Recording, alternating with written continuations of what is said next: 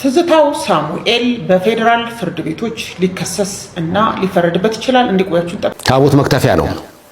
ችግርህን ትከትፍበታለህ፣ መከራህን ትከትፍበታለህ። የጎሎ ሚካኤል፣ የቦሌው ሚካኤል፣ የሴሚሶ ሚካኤል፣ የአፍሪካ ህብረቱ ሚካኤል፣ የቤተል ሚካኤል፣ የጎሮ ሚካኤል። ሰላም ቤተሰቦች እንዴት ናችሁልኝ? ሰሞንኛ ወቅታዊ አነጋጋሪ ጉዳዮችን ይዤላችሁ መጥቻለሁ። ነገ ቤተሰቦች የመላእክት አለቃ ቅዱስ ሚካኤል ያመቱ ነው። እኔ ላፍቶ ሚካኤል ብያለሁ። እናንተስ እስኪ የምታውቁትን ኮሜንት ላይ ጻፍ አድርጉ። ሰበር ዜና ባለማዕተብ ኦርቶዶክሳዊ የሆነ በሙሉ ይህንን ቪዲዮ ኮፒ ሊንክ፣ ሪፖስት፣ ሼር እናድርገው። የኢትዮጵያ ኦርቶዶክስ ተዋሕዶ ቤተክርስቲያን ክስ መስርታበታለች በዚህ ግለሰብ ላይ።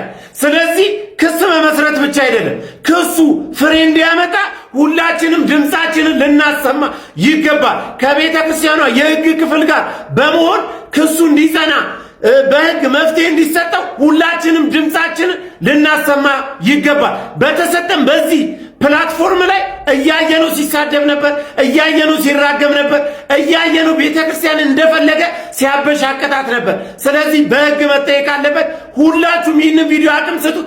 ቪዲዮ እየሰራችሁ የሕግ አካላቶች እንዲሰሙን እንዲያዳምጡንና ከሕግ ክፍሉ ጎን እንድንቆም ዛሬ ላይ ያስፈልጋል። ማርያምን ነው የምላችሁ፣ እንዳይቆጨን። ይህ ሰውዬ በሕግ መቀጣት አለበት።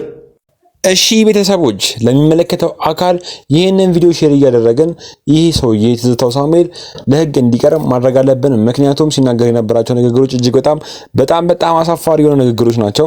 ይህን መረጃ ስትሰሙ ምንኛ ደስተኛ ሆናችሁ እስኪ ኮሜንት ላይ ሐሳባችሁን አስተያየታችሁን ጻፍ። አንዳንዴ በህይወታችን ፈተና ሲገጥመን ማለፍ የምንፈልጋቸው ነገሮችን ማለፍ ሳንችል ስንቀር፣ ተደጋጋሚ ውድቀቶች፣ ተደጋጋሚ በኃጢአት መያዝ፣ ኢቭን ሌላው ቀርቶ በሰይጣን ፈተና ተይዘን ወይም በሱ እጅ ባጋንንት አሰራር ተይዘን ሁልጊዜ ስናማረር የምንገኝ ብዙ ሰዎች አለን። ነገሮችን ፈተናዎችን ሁሉ ከሱ ጋር እያያያዝን እሱን የማግዘፍ እሱን ትልቅ የማድረግ ነገር በብዛት በአሁን ዘመን እየታየብን ያለው ትልቁ ክፍተት ነው።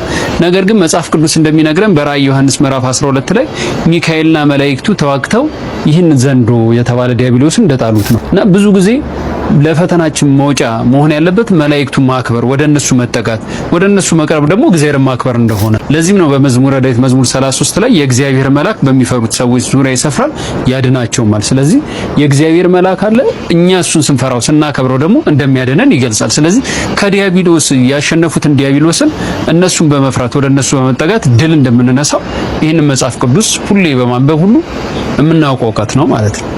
እሺ ቤተሰቦች፣ የዚህ ወንድማችንን ምክር እንዴት አያችሁት? በዚህ በወጣትነት እድሜው የሚመክረን ምክር እጅግ በጣም ደስ ይላል። እስኪ ኮሜንት ላይ እግዚአብሔር እድሜና ጤና ይስጥህ፣ ያገልግለው ዘመንን ያርዝምልህ በሉት። ክርስቲያኖች በየቀኑ ዲያብሎስን ለማሸነፍ ምንድነው ማድረግ ያለባቸው ሲባል ጠንቅቆ መምረጥ መቻል። ሲጠንቅቆ መምረጥ መቻል በሉ። ማመስገንና እርግማን፣ ሌብነትና ምጽዋት፣ ትዕቢትና ትሕትና፣ ቂምና ይቅርታ በየቀኑ ምርጫ ነው። ክርስትና በየቀኑ እየመረጡ መኖር፣ መልካሙን እየመረጡ መኖር። ስለዚህ ሰይጣን ለምንድነው የሚፈትነን ካላችሁ፣ ወይም ደግሞ ለምንድነው በሰይጣን እየተሸነፍን ያለን ካላችሁ፣ ምርጫችንን መወሰን ስላልቻልን ነው። እግዚአብሔር ለምንድነው ሰይጣን የሚፈትነን ከሆነ በእኛ የሚፈርድብን ለምንድነው ከተባለ መርጠን የምንገዛ እኛ ነን እንጂ እስቲ በሞቴ አንተ ና አፍንጫህን ብዬ ሳልጥልህ ና ሲጋራ ጭስ። እስቲ ሰይጣን እንደዚህ ያለው ሰው አለ?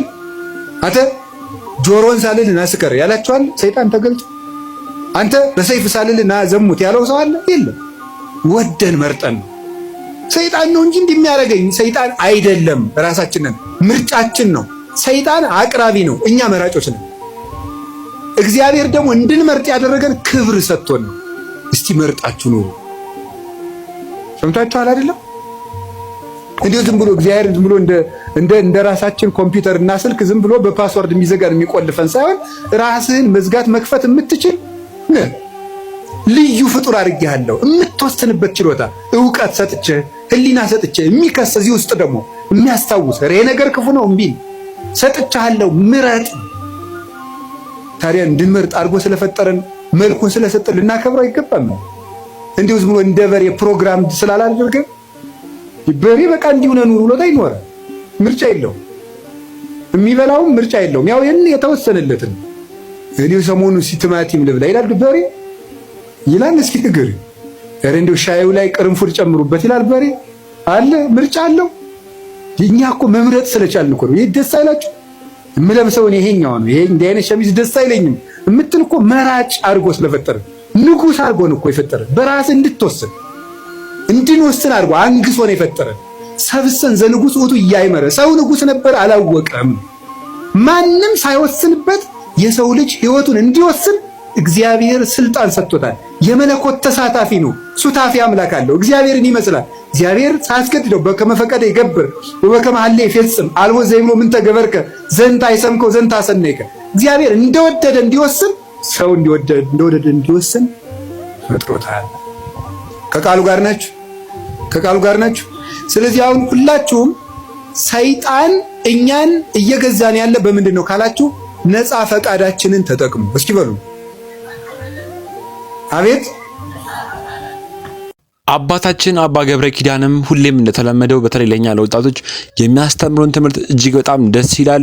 በወጣትነት እድሜያችን ቂም ያዝ እንደሌለብን፣ ይቅርታ መባባል እንዳለብን፣ ብዙ ድርጊቶችን ማቆም እንዳለብን ብዙ ነገሮችን አስተምሮናል። ለአባታችን እግዚአብሔር እድሜና ጤና ይስጥልን፣ የአገልግሎት ዘመናቸውን ይባርክልን። ቅዱስ ሚካኤል ቅዱስ ሚካኤል ቅዱስ ሚካኤል ነፍሴ ሲጨነቅ ሲዝል ስጋዬ ፈጥነህ ተራዳኝ ዋስተበቃዬ ነፍሴ ሲጨነቅ ሲዝል ስጋዬ ፈጥነህ ተራዳኝ ዋስተበቃዬ አንተ ስለሆንክ ሚካኤል የአምላክ ባለሟል ሚካኤል ልመና ፈጥሮ ሚካኤል አምላክ ያደርሳል ሚካኤል የዋህ መልአክ ነው አዛኝ ለሰው ምልጃ ፈጣን ነው የዋህ መልአክ ነው አዛኝ ለሰው ምልጃ ፈጣን ነው ደግናም ነው ቅዱስ ሚካኤል ቅዱስ ሚካኤል ቅዱስ ሚካኤል ነፍሴ ሲጨነቅ ሲዝል ስጋዬ ፈጥነህ ተራዳኝ ዋስተበቃዬ።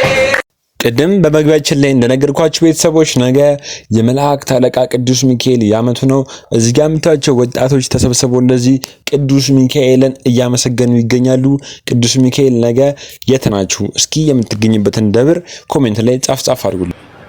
ትዝታው ሳሙኤል በፌዴራል ፍርድ ቤቶች ሊከሰስ እና ሊፈረድበት ይችላል። እንዲቆያችሁን ጠበቃ ሰብለ ሰፋኒ። እንግዲህ ትዝታው ሳሙኤል የኢትዮጵያ ኦርቶዶክስ ቤተክርስቲያንን እንዲሁም አማኞቿን ዘልፏል፣ አንቋሿል በሚል በኢትዮጵያ ኦርቶዶክስ ቤተክርስቲያን ክስ እንደቀረበበት ታውቋል። ይህን ተከትሎ በርካቶች የግለሰቡን አሜሪካዊ መሆን አንስተው በፍርድ ቤቶች ሊከሰስ አለመቻሉን እየጠቀሱ ይገኛል። ይህን በተመለከተ የፌዴራል ፍርድ ቤቶች አዋጅ ቁጥር 1234 በተጠቀሰው መልኩ በሌሎች እምነቶች ላይ ማንቋሸሽ ወይም ዘለፋ፣ ስድብ ተፈጽሟል በሚል በሚነሱ ጉዳዮች ላይ እንዲሁም ደግሞ ዓለም አቀፍ ስምምነቶችን ለምሳሌ የእምነት ነፃነትን አይነት በአይሲሲፒአር የተቀመጡ መብቶችን የሚጻረሩ ተግባራት ላይ የሚነሳ የወንጀል ጉዳይን አስመልክቶ እንዲሁም ደግሞ የኢፌዴሪ የወንጀል ሕግ መነሻ ተደርጎ በሚነሱ ጉዳዮች ላይ የመወሰን ስልጣኑ የፌዴራል ፍርድ ቤቶች ስለመሆኑ የወንጀል ዳኝነት ስልጣን እንዳላቸው ያመለክታል። ከዛ ውጪ ግለሰቡ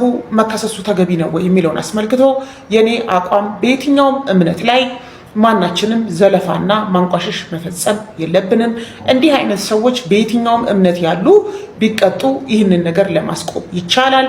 ያለበለዚያ ግን እንዲህ ያለ ብሽሽቅ በጊዜ ሂደት የእምነት ጦርነት ዜጎች አሁን ካለብን እንደገና ብሔር መነሻ ያደረገ ልዩነት በላይ የእምነትን መሰረት ያደረገ እርስ በርስ መቃቃርና ቁርሾን በኋላም ወደ ግጭት ሊያመራ የሚችል ሁኔታ ስለሚፈጥር የየትኛውም እምነት ተከታይ የሆንን ሰዎች በሌሎች እምነቶች ላይ እንዲህ ያለ ነገር የሚፈጽሙ ሰዎችን ተው ልንልና ጉዳዩን እንዲቆም ልናደርግ ይገባል።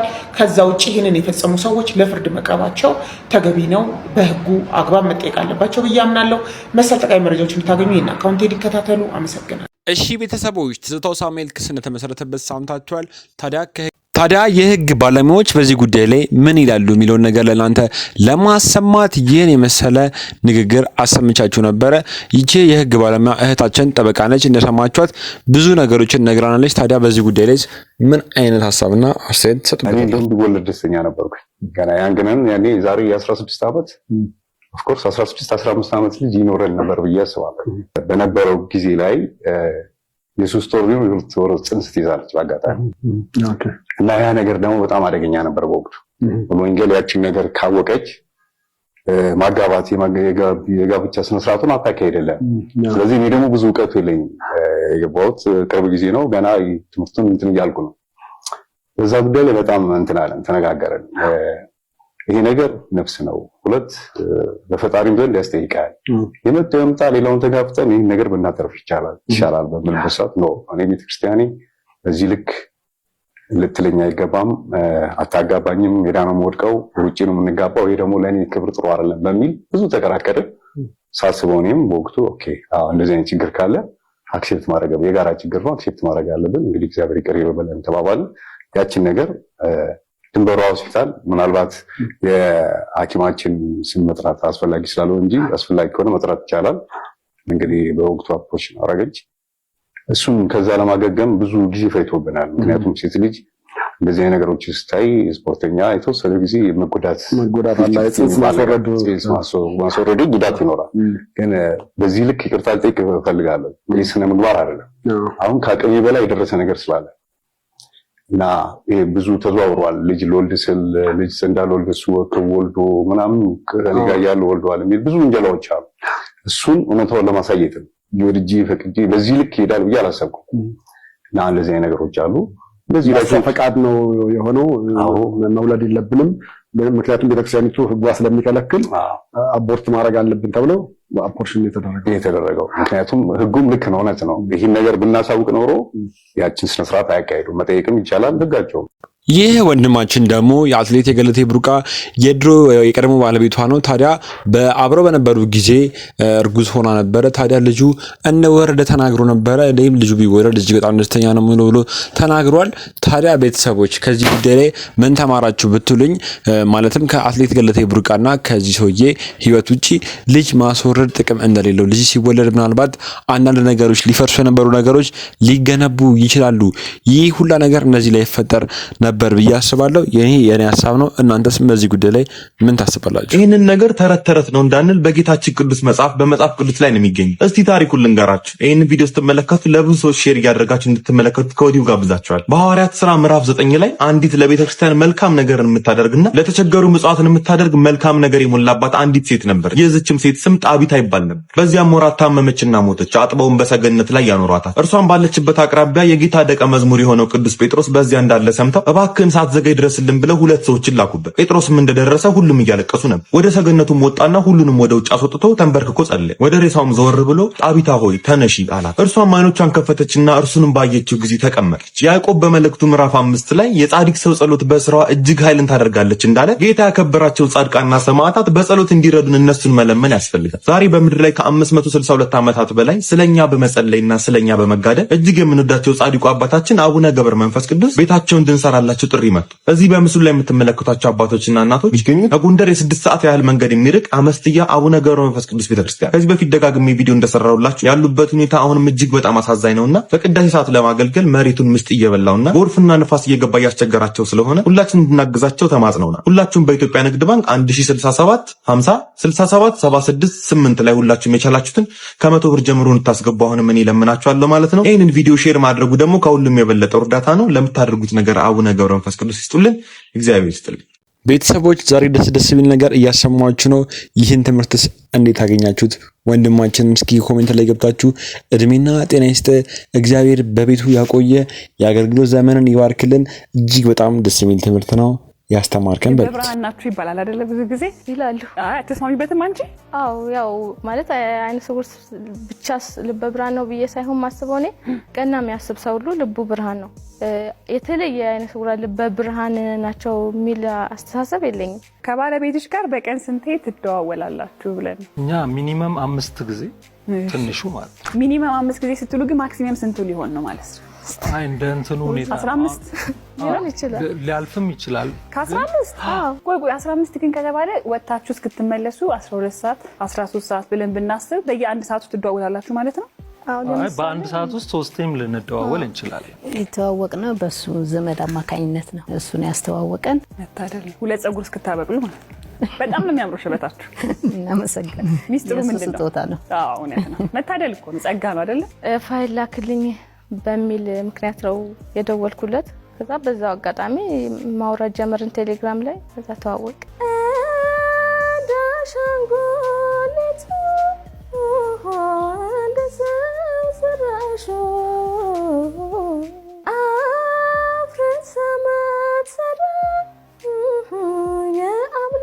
ቤተሰቦች ምን አይነት ደስ የሚል ንግግር ነው የተናገረችው። በጣም ትክክል እኮ ነች። ብዙ ጊዜ አይነ ስውር የሆኑ ሰዎች ልበ ብርሃን ናቸው ይባላል። ግን እህታችን ደግሞ እንደተናገረችው በየትኛውም ቦታ ላይ ጥሩ ለሰው ልጅ ጥሩ አስተሳሰብ ያለው ሰው ልበ ብርሃን ነው ያለች። ታዲያ ልበ ብርሃን እግዚአብሔር ያድርገን። የነገው ቅዱስ ሚካኤል ልባችንን ይግለጽልን፣ ክፋትና ተንኮልን ያርቅልን። እስኪ ኮሜንት ላይ ገብታችሁ አሜን በሉኝ። ወይስ የወጣት ምርቀት አትቀበሉ? ታቦት መክተፊያ ነው። ችግርህን ትከትፍበታለህ፣ መከራህን ትከትፍበታለህ። ታቦት መክተፊያ ነው። ዮርዳኖስ ሞልቶ መሻገር ሲያቅት የካህናቱ እግር ሲረግጥ ወደ አረባ የሚሄደው ወደ ጨው ባህር የሚገባው ወደ አዳም ከተማ የሚሄደው ዮርዳኖስ ወንዝ ተከተፈ፣ ተቋረጠ፣ ቆመ። ካህናቱ እግራቸው በደረቅ ምድር ላይ ረገጠ። ታቦት መክተፊያ ነው አልክ? አዎ መክተፊያ ነው። በፍልስጤም ወደ ዳጎን ቤት የወሰዱት የእግዚአብሔር ታቦት ምን እንደሰራ ተመልከት። እጅና እግሩን ቀነጣጥሶ ጣለው። በሁለተኛው ቀን ቢመጡ መጀመሪያ ወደቀው፣ ሁለተኛ ቀን እጅና እግሩ፣ በሶስተኛ ቀን እንዳለ ሙሉ በሙሉ ተፈረካክሶ አንገቱ ብቻ ቀርቶ ዳጎን ተከታትፏል። ማከተፈው የእግዚአብሔር ታቦት ከተፈው። ታቦት መክተፊያ ነው አልከኝ? አዎ አጋንንትን ያንተን የክደት እሳቤና የዲያብሎስን አሰራር ይከትፋል።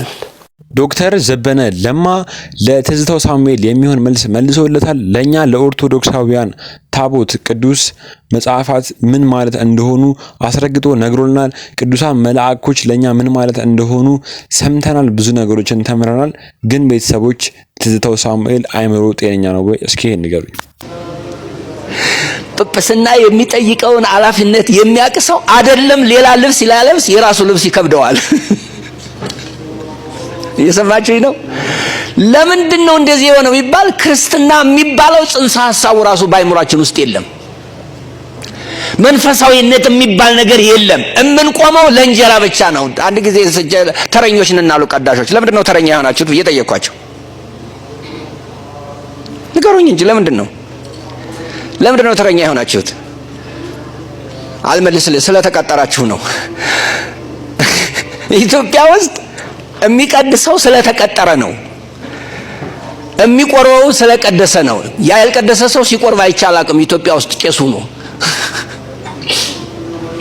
ስለዚህ ቤተክርስቲያን ውስጥ ገብቶ 2 ሰዓት ተኩል ቆሞ ቅዱስ ቁርባን ሳይቆርብ አሜን ብሎ ይሄዳል። ምን ቄስ ደሞ እኮ ምንድነው እማሞበሲ ዘመናና ነዘዋ ቤተክርስቲያን በጊዜ ቅዳሴ ወይ ሰማመታዊ ተቀድሳን ወይ ተመጣንበር እንቁርባን ይሰደድ ቤተ ብሎ አዚሞ ራሱን ረግሞ ወጥቶ የሚሄድበት ዓለም መንፈሳዊነት የለም። አባታችን ስለ ጵጵስና ሲያስረዱን ትዝታው ሳሙኤል የተናገረው ንግግር ማንም እንደኔ ጆሮ ላይ የመጣለት ለእናንተ ለቤተሰቦች እንኳን ለማስረዳት የማልችለው ንግግር ነበር። ብዙ ንግግሮችን ሲናገር የነበረው ታዲያ ሰውዬ ወንጀል መጠየቅ አለበት፣ መታሰር አለበት። ምክንያቱም ኦርቶዶክሳውያን ሁላችንንም በጅምላ ወሰደን የነበረው። ስለዚህ ይህ ሰውዬ ፍርድ ቤት ቀርቦ ለፍርድ መቅረብ አለበት። የጎሎ ሚካኤል፣ የቦሌው ሚካኤል፣ የሴሚሶ ሚካኤል፣ የአፍሪካ ህብረቱ ሚካኤል፣ የቤተል ሚካኤል፣ የጎሮ ሚካኤል፣ ሳይ ሚካኤል የት ናችሁ? ኮመንቱን እስቲ ሚካኤል ሚካኤል ሚካኤል ጋርቻው አጥለቅስ ሁላችሁ ሚካኤል ስዩም ስዩም ሊቀ መላእክት። አመሰግናለሁ። አንዳንዴ ቤተሰቦች ሶሻል ሚዲያ ላይ ማያቸው ነገሮች እንደዚህ ነገሮችን እጅግ በጣም ደስ የሚለው ብዙ ወጣቶችን ያነሳሳል፣ ወደ ደጁ እንድንቀርብ ያድርገናል። በዓለም ጠፍተን ከነበረ ወደ መንፈሳዊ ህይወታችን እንድንመለስ እኔስ ነገ የትኛው ደብር ነው የሚሄደው፣ የትኛው ቅዱስ ሚካኤል ቤተክርስቲያን ሄጄ ነው ምሳለመው ማነክ ሰው የሚለው ነገር አይምሯችን ላይ እንዲመጣ ያድርገናልና ታዲያ እናንተስ ነገ የትኛው ደብር የት ሰፈር ያለው ቅዱስ ሚካኤል ሄዳችሁ ነው የምታነክሱት? ቤተሰቦች እስካሁን ብዙ ቁም ነገሮችን አውርተናል፣ ብዙ ትምህርቶችን ተምረናል። ታዲያ ለዛሬ እነዚህን የመሳሰሉ ቪዲዮዎች ይዤላችሁ ነበር የመጡት። ለሌላ ቀን በሚገራረሙ አዳዲስ ወቅታዊ አነጋጋሪ ቪዲዮ በሆኑ ቪዲዮዎች ተመልሼላችሁ እመጣለሁ። ቤተሰቦች ይህንን ቻናል ላይክ እና ሰብስክራይብ ማድረጋችሁን አትርሱ። አብሮነታችሁን አሳዩን። ወንድሜ ምክራችሁን ለግሱን፣ አበረታቱን። በቀጣይ እስክንገናኝ ድረስ ይመቻችሁ። ባይ ባይ።